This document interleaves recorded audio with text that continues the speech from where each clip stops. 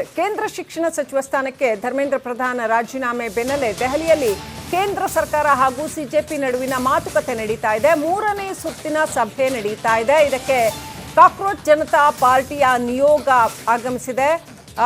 ಈ ನಿಯೋಗದ ಜೊತೆ ಜೆಪಿ ನಡ್ಡಾ ಹಾಗೂ ಜಿತೇಂದ್ರ ಸಿಂಗ್ ಸಭೆ ನಡೆಸಿದ್ದಾರೆ. ಕಾನ್ಸ್ಟಿಟ್ಯೂಷನ್ ಕ್ಲಬ್ನಲ್ಲಿ ಸಿಜೆಪಿ ಹಾಗೂ ಸಚಿವರ ಮೀಟಿಂಗ್ ನಡೆದಿದೆ. ಸಭೆಯ ಬಳಿಕ ಸಿಜೆಪಿ ಪ್ರತಿಭಟನೆಯನ್ನ ವಾಪಸ್ ಪಡೆಯುತ್ತಾ ಸಿಜೆಪಿಯ ಎಲ್ಲ ಬೇಡಿಕೆಗಳಿಗೂ ಕೂಡ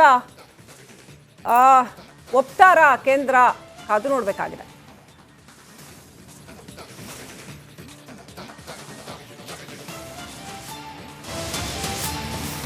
ಪ್ರಧಾನ್ ರಾಜೀನಾಮೆ ಬಳಿಕ ಸಿಜೆಪಿ ಹೊಸ ವರಸೆ ಶುರು ಮಾಡಿಕೊಂಡಿದೆ.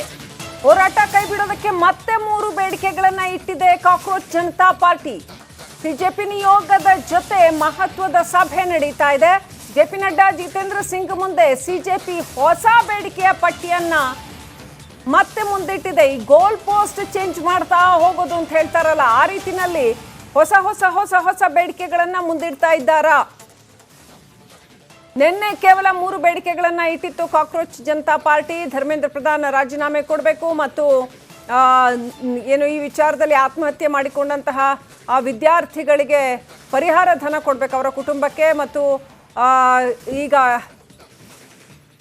ಏನು FIRಗಳು ದಾಖಲಾಗಿದ್ದಾವೆ ವಿದ್ಯಾರ್ಥಿಗಳ ವಿರುದ್ಧ, ಅದನ್ನ ಪರಿಗಣಿಸಬಾರದು ಅನ್ನುವಂಥ ಬೇಡಿಕೆಗಳನ್ನ ಇಟ್ಟಿತ್ತು. ಈಗ ಇನ್ನೂ 3 ಬೇಡಿಕೆಗಳನ್ನ ಇಟ್ಟಿದೆ ಅಂತ ಹೇಳಲಾಗ್ತಾ ಇದೆ.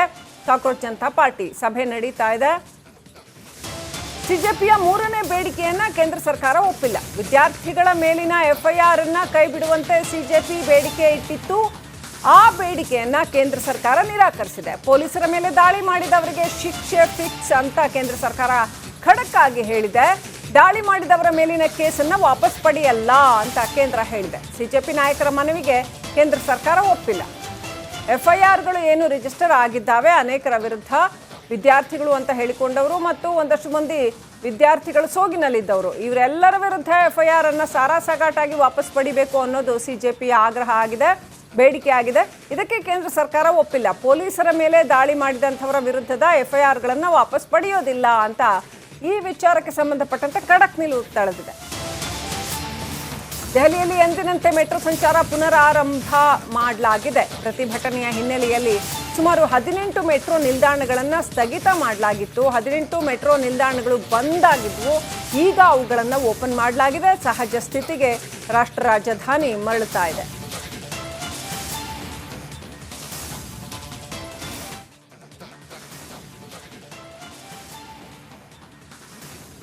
ಇದೀಗ ಧರ್ಮೇಂದ್ರ ಪ್ರಧಾನ್ ರಾಜೀನಾಮೆಯ ಬೆನ್ನಲ್ಲೇ ಪ್ರತಿಭಟನೆಯ ಬಿಸಿ ಕೂಡ ಕಾವು ಕೂಡ ಕಮ್ಮಿ ಆಗಿದೆ ಅಂತ ಹೇಳಲಾಗ್ತಾ ಇದೆ. ಹಾಗಾಗಿ ದೆಹಲಿ ಸಹಜ ಸ್ಥಿತಿಗೆ ಮರಳುತ್ತಾ ಇದೆ ಅಂತ ಹೇಳಲಾಗ್ತಾ ಇದೆ. 18 ಮೆಟ್ರೋ ನಿಲ್ದಾಣಗಳನ್ನು ಬಂದ್ ಮಾಡಲಾಗಿತ್ತು, ಈಗ ಅವುಗಳನ್ನು ಓಪನ್ ಮಾಡಲಾಗಿದೆ.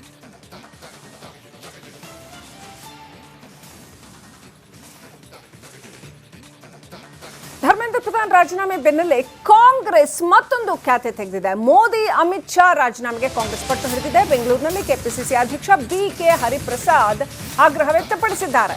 ಮೋದಿ ಹಾಗೂ ಅಮಿತ್ ಶಾ ಕೂಡ ರಾಜೀನಾಮೆ ಕೊಡಬೇಕು, ಆತ್ಮಹತ್ಯೆ ಮಾಡಿಕೊಂಡ ವಿದ್ಯಾರ್ಥಿಗಳಿಗೆ ಪರಿಹಾರ ಕೊಡಿ, ಇನ್ನು ಹೋರಾಟಗಾರರ ಮೇಲಿನ ಕೇಸುಗಳನ್ನು ವಾಪಸ್ ಪಡೆಯಬೇಕು ಅಂತ ಕೆಪಿಸಿಸಿ ಅಧ್ಯಕ್ಷ BK ಹರಿಪ್ರಸಾದ್ ಆಗ್ರಹ ವ್ಯಕ್ತಪಡಿಸಿದ್ದಾರೆ.